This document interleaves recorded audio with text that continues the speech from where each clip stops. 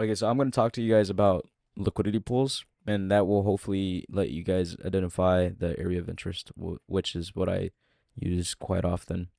Like I said, I don't know if it's actually a thing. This is just something I picked up. So I guess like in my eyes, I made it. Because I really don't know if there's like a legit word. I haven't seen it many places at all. I haven't seen anyone use it uh besides smart money. So I guess that's where it came from my knowledge of how the market works already, and then I combined it with the analysis I already had. So then I guess I got this area of interest idea from. Of course, there's the regular area of interest, but my area of interest is a little different from that one. Um, so there's something called liquidity pools, which essentially is just a bunch of liquidity waiting to get tapped into to fill a bunch of orders or to get swept to then again fill a bunch of orders. Usually price goes and taps that liquidity pool, rejects, or goes through. And if it goes through, then it absolutely sends. So what is liquidity pools? So I'm not sure if you guys remember, but there's this thing called whether it's consolidation, accumulation, manipulation, reversal, distribution, or accumulation, manipulation, distribution. So you'll see it in these phases right here. This is the accumulation phase. You'll see it a lot more because price is accumulating. So price is tightening up. There's just too many orders to be filled, and what happens is at certain points, it just the same way imbalances get created, where too many orders get filled and they start missing orders, is the same way liquidity pools get made. There's too many orders to get filled, and they end up not getting fully filled, and the market goes one direction, and a bunch of orders just got left unfilled. So essentially, it's just another version of an imbalance. Um, you can treat them the same, I guess. But you can combine it with my knowledge with breaker blocks and imbalances and order blocks. And if you can spy and spot this, then you could potentially use it to your advantage, right? So you have to understand that and try to utilize that to your benefit, obviously. So an example would be this right here. This right here is accumulation, right? This right here is accumulation, accumulation, accumulation, accumulation, accumulation, accumulation, accumulation, accumulation, accumulation. So what's the difference between accumulation and the actual liquidity pools? Their liquidity pools are way bigger. An example would be this right here is a liquidity pool. This right here is a liquidity pool. I would say this right here is also a liquidity pool. You can see it a lot more in stuff like Bitcoin. Um, I was actually charting some stuff. So let me go to a higher time frame to see. I guess I was wrong. Uh, I guess you can't really see much in Bitcoin. Nah, there we go. Kinda hard to spot. Right here. This is a liquidity pool. Trying to find an example I could utilize for you guys. So while we're trying to find an example on a liquidity pool that we can trying to find like one of the easiest ones that I can show that would be like, oh, okay, I see it. Why? As in where I don't have to go and be like, this is that because of this, because of that, because of this, because of that, because of this. So here's an example right here. This liquidity pool. All right. So this is the daily on gold. So mind you, yeah, the price is gonna look a little different from, you know, the daily to lower time frames, but you can still find the same exact thing in smaller time frames. Just looks a little bit different, but it's the same exact thing. So what happens? there's a liquidity pool that gets created. Price goes one direction. It struggles to get through the liquidity pool, falls all the way through. There's an imbalance here. There's an order block here. Gets filled. Also, there's never mind.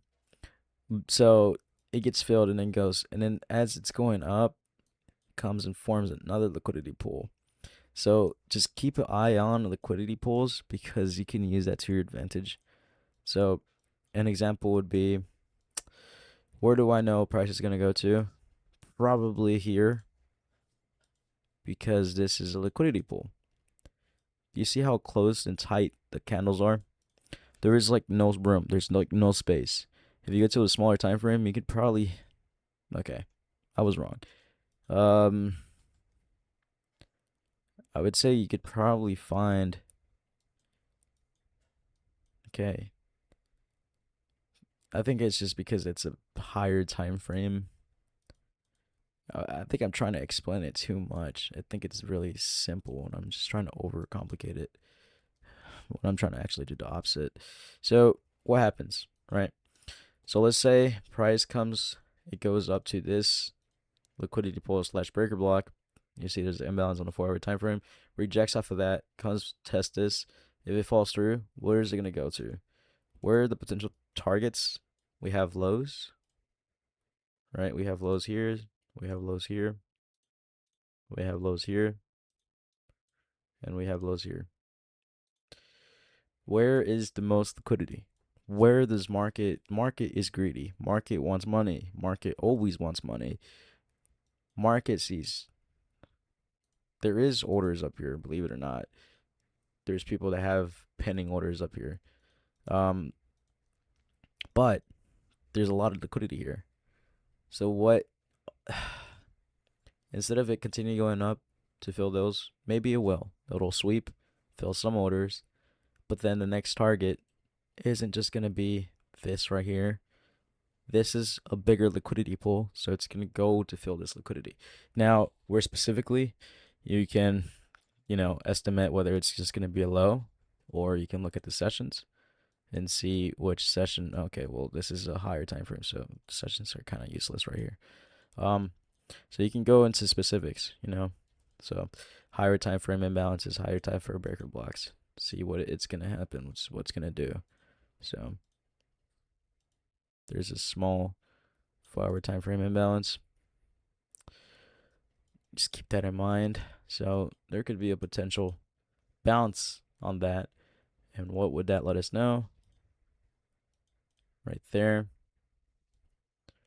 It'd be bouncing on it along with this liquidity pool on to the left. See how there's a bunch of wicks up here? Price doesn't look like it's moving either up or down. It's just going sideways. That's what some call consolidation slash accumulation. So that is also a liquidity pool. So because there's so much liquidity here, in order for it to fall through this, it would have to be really violent. Very violent. It'd have to have so much selling power because it can't simply break this. It needs to break this down piece by piece. So what would probably happen?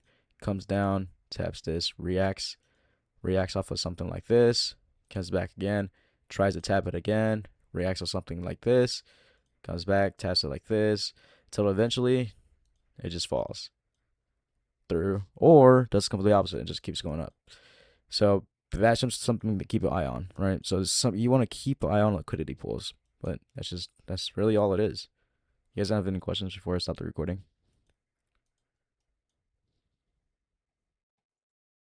Guys? Okay.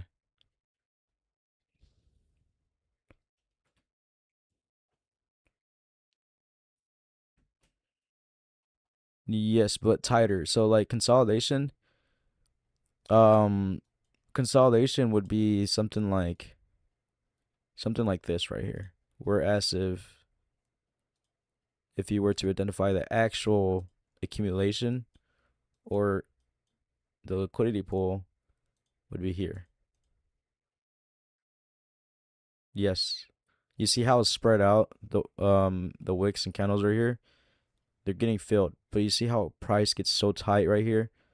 It's not moving or up or down. Yes, it's in a bigger time frame consolidation, but this is the actual accumulation, and this is where the liquidity pool gets filled. So what happens? Price was that?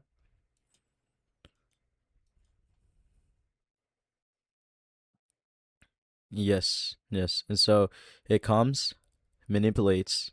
What happens? Accumulation, manipulation, reversal. It manipulates downwards. The row moves up. It taps this liquidity pool, rejects, comes back again, continues going up. You see? You can see it happening everywhere. Yeah, so the only reason I wanted you to understand liquidity pools was because now that you know this is a big target, you go on a higher time frame and be like, okay, this is a daily area of interest. You see what I'm saying now? So now that you know that's a target, you go and single, like you can see it visually because this is a liquidity pool. You go one candle with your eyes. I don't know how to explain it, but um, you go from top to bottom, and then this would be your target. And then you go back to the smaller time frame, and you can see it's exactly at the fucking imbalance.